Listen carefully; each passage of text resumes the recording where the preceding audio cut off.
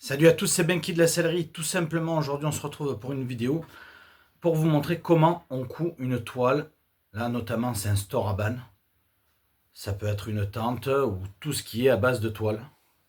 Donc là, en l'occurrence, il va falloir une étanchéification qu'on va retrouver sur ce que je vais vous montrer. Allez, ça part de là. Donc, pour ce faire, pour prendre la toile à store, il vous faudra un coupeur thermique pour couper la toile, pour pouvoir la souder, pour pas qu'elle s'effiloche. Si vous la coupez au ciseau, du coup, ça va s'effilocher et ça sera pas bon.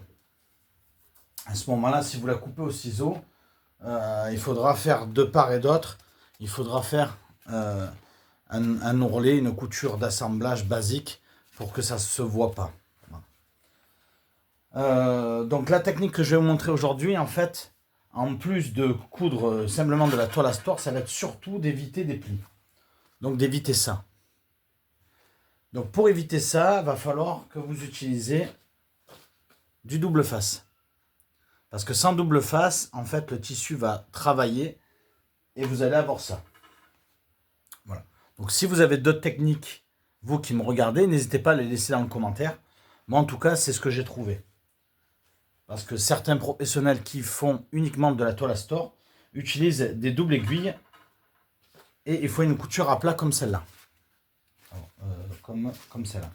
Voilà, ça c'est une couture à plat. Donc de part et d'autre, en fait, j'avais mis du double face. L'avantage du double face, c'est que ça va être étanche, d'une part. D'autre part, ça va permettre d'éviter que ça glisse. Donc là, j'étais pas content, malgré qu'on atténuait les plis. Alors c'est vrai qu'à la caméra, on en voit beaucoup, mais c'est la seule chose que je peux faire de mieux. Donc là, c'est soudé. Alors ça a été coupé au coupeur thermique. Le problème, c'est que ça se voit, que ça soit d'un côté, donc à l'intérieur de la toile à store, comme de l'extérieur. Voilà. Donc l'extérieur, moi, ça ne me plaît pas.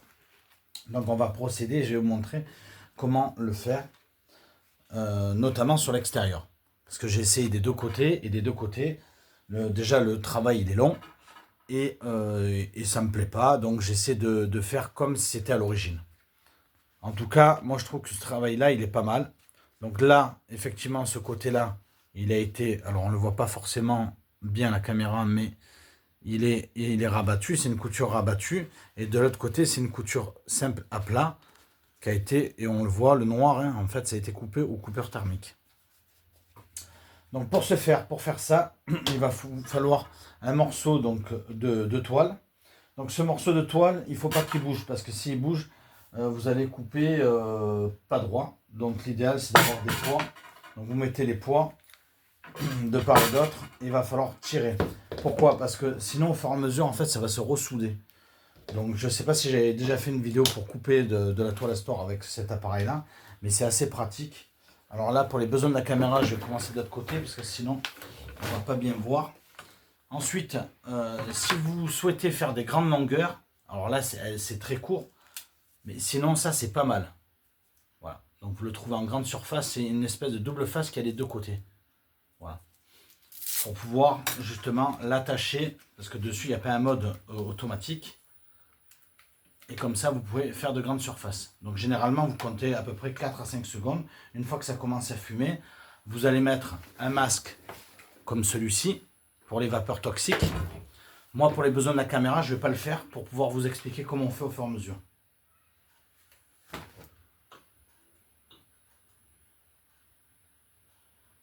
Donc on passe tout simplement dessus, tout en essayant de décoller la toile pour éviter que ça se ressoude derrière. Tout simplement. Donc là, ça a été le cas. Et là, vous avez une coupe qui est nette. Je ne sais pas comment on peut le voir. Qui est droite. Voilà. Une fois que ça c'est fait, bon là pour les besoins, je vais couper au hasard, j'ai pas besoin. C'est juste pour vous montrer. Vous voyez, là j'ai coupé, j'ai pas tiré. Du coup, ça s'est ressoudé derrière. Donc il faut que je repasse derrière. Au risque de le faire à côté. Voilà. Donc sinon, ça se ressoude. D'où l'intérêt d'avoir vraiment des poids ou de tenir tout simplement la toile. Donc pour ce faire, moi j'utilise un double face qui fait 1,2. Donc du coup, mes talons, je les couds à 1,3. Donc là-dessus, je vais donc utiliser 2,6 parce que je vais doubler mon double face. Donc sur un côté, en fait, je vais faire 2,6. Ça va être le côté que je vais venir recouvrir.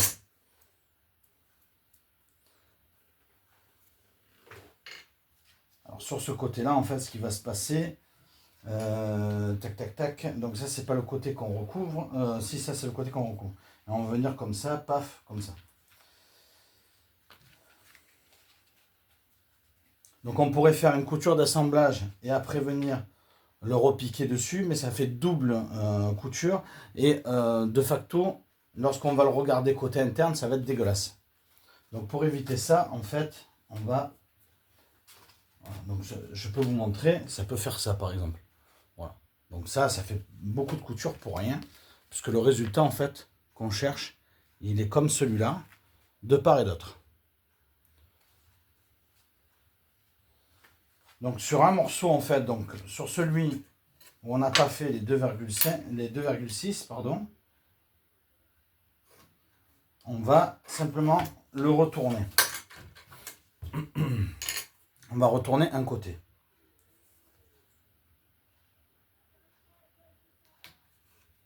Donc pour ceux qui me demandent où est-ce que je me procure du double face actuellement, c'est pas la peine de me le demander en commentaire, il suffit d'écouter la vidéo puisque je vais vous le dire maintenant. Donc le double face actuellement que j'utilise, bon, il vaut ce qu'il vaut, il n'est pas terrible, mais en même temps il se trouve en grande quantité et des magasins Action, il y en a de partout. Voilà. Donc je le trouve chez eux. Après il y a du 3M, je dis pas que... Je vous invite à regarder un tuto où on avait débattu sur quel était le mieux sur tous les types d'assemblage. Voilà. Donc là, maintenant que ça c'est fait, donc on va venir en fait recouvrir avec le double face. Donc pour éviter en fait une couture. Hein. Donc on perd certes du temps là-dessus, mais on va en gagner à la couture. Donc une fois qu'on a fait ça, on va venir lisser avec son réglé dessus. Voilà. Et là on a un côté qui est propre. Voilà. Là, du coup, on va alors pourquoi on va le mettre deux fois? Déjà pour le coller, d'une part. Et d'autre part, ici, si on ne le fait pas, ben, ça va faire ça. Voilà, ça a froissé. Donc pour éviter ça, on est vraiment obligé d'utiliser soit ce type-là de double face, soit un double face un peu plus large. Moi, j'en ai pas. Donc j'utilise celui-là qu'on trouve le plus couramment dans les magasins que j'ai cités au préalable. Donc je vais venir en fait deux fois le faire. Alors je vous invite à les enlever après, puisqu'après, si vous en faites un complet, alors là c'est pareil, le fait de bien le lisser avec un réglé, ça permet vraiment qu'il soit bien collé et de le décoller facilement. Sinon vous avez une technique aussi, c'est de prendre un ouzo. Donc un ouzo, pour ceux qui ne savent pas, c'est ça, hein, c'est une épingle avec une tête en plastique assez gros. Et on va venir en fait au-dessus pour pouvoir enlever le revêtement du dessus. Là, normalement, on ne devrait pas galérer. Bien évidemment, il faut que je passe une vidéo pour pouvoir pour que ça galère. Mais normalement, il vient bien. Bon, ben, c'est pas...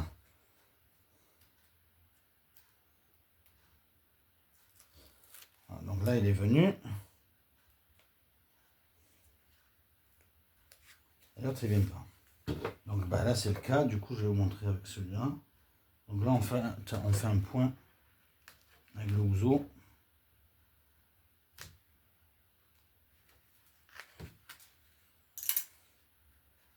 Du coup, ça permet de le décoller. Vous voyez, quand vous galérez, plutôt que de galérer pendant un certain temps, parce que ça ne marche pas, et c'est chose que je peux comprendre, on fait comme ça. Donc une fois que ça c'est fait, vous prenez votre morceau, et ça va être donc le côté, hein, forcément, le visible, hein, le côté du dessus. Et là, on va le positionner sur nos traits à 2,6. Voilà. Donc là, on a un morceau comme si c'était le morceau qu'on avait fait une couture d'assemblage déjà dessus. Voilà. Donc là, maintenant, on va se retrouver au niveau de la machine à coudre. Ça part de là.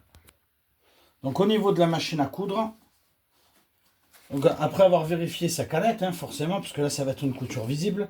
Qui dit couture visible, bah, dit aucun point d'arrêt avec la machine, sinon ça va être dégueulasse. Et dit forcément un gros point. Donc ici, sur la Store White, on va faire le point maximum, qui est un point de 6 mm. Je vais mettre, donc là, sur le LSZ1, on a la particularité d'avoir le système en zigzag. Donc du coup, là, je vais le mettre sur R pour être au plus près pour ma surpiqûre. C'est-à-dire, pour vous donner un ordre d'idée, à 0,5-0,6 mm. Donc c'est le cas généralement d'une surpiqûre. Voilà. Donc je vais positionner mon pied et puis je vais coudre. Alors, je ne fais pas de point d'arrêt parce que justement, j'ai vu aussi que le point d'arrêt peut poser des problèmes de temps en temps. Lorsqu'on va faire, en fait, on va retourner et revenir. Donc, étant donné que dans tous les cas, ma toile de store, normalement, elle va venir finir avec un jonc à l'intérieur. Donc, avec un ourlet de 4 cm avec un jonc à l'intérieur, 4 ou 5 hein, d'ailleurs. Je n'en ai pas besoin. Donc, je couds direct sans point d'arrêt.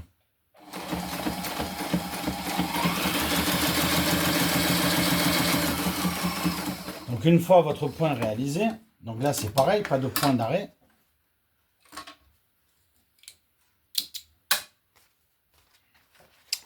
Voilà, donc à ce moment-là, j'ai plus qu'à tourner. Donc ça va être le côté intérieur. Donc ça va être le joli côté extérieur, ça va être le côté intérieur. Donc effectivement, on peut refaire en fait ce système-là à l'intérieur pour pas voir le noir comme vous pouvez le voir en vidéo. Mais j'ai demandé au client, ça dérange en rien le client. Donc voilà. Donc là c'est pareil. Donc soit on fait un point à 0,5 puisque ça va venir sur une surpiqûre. Donc c'est un point apparent.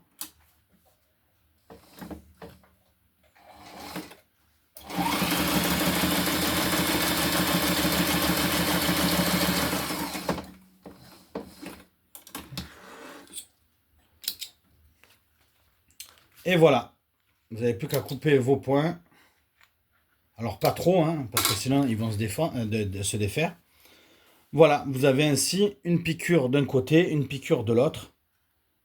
Donc là, il ne me reste plus qu'à régler mes points, parce que là, a priori, c'est pas joli. Donc je vais régler mes points. Mais là, c'était pour le besoin pour un exercice. Voilà, vous avez le côté dessous avec le fameux côté qui se voit comme ça, et le côté dessus qui ça se voit pas. Cette toile-là, j'ai réalisé un test, elle est étanche. Voilà, elle est étanche même à plat. Alors, elle n'est pas vendue comme étant étanche, mais grâce au fait qu'on utilise du double face, ça la rend totalement étanche. Voilà. Donc, additionné à un fil comme on utilise ici, donc là c'est pareil, on utilise du Sunstop. Donc c'est ce qu'il y a de mieux sur le marché. C'est un très très bon produit. Là, on a vraiment une couture qu'on peut garantir 10 ans. C'est ce qu'on fait dans le réseau STS de la sellerie tout simplement. Voilà, n'hésitez pas à nous retrouver sur la sellerie tout simplement, donc sur les réseaux sociaux. Alors la partie photo c'est sur Facebook, la partie vidéo c'est sur YouTube et sur notre site lasellerie tout simplement.com ou .fr. Merci à vous, à bientôt, salut!